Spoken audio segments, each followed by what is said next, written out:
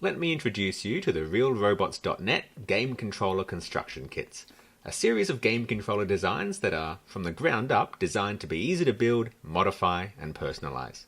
Each base and stick is a separate unit that communicate to each other through a chunky 4-pin aircraft-style plug, so you can pick the base you like, fit the stick you like, and start playing. If you want to switch to a different stick, it's as easy as unplugging one and replacing it with another.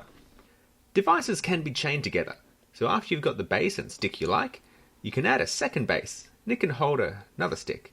Chain together joysticks, throttles, and button box, and whatever else you've got.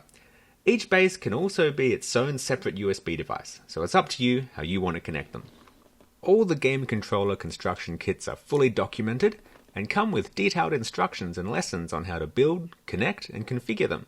Did I mention these guys were designed to be hacked? Flat surfaces and ample internal space make it easy to drill, cut, and weld to make room for your own buttons and knobs. This is fully supported and very much encouraged, and we're even making lessons to help teach you how to best make the controllers your own.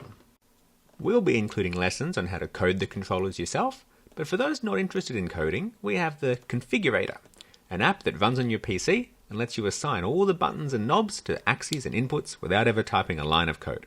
Real Robots has been teaching kids in Hong Kong how to make things for the last 6 years.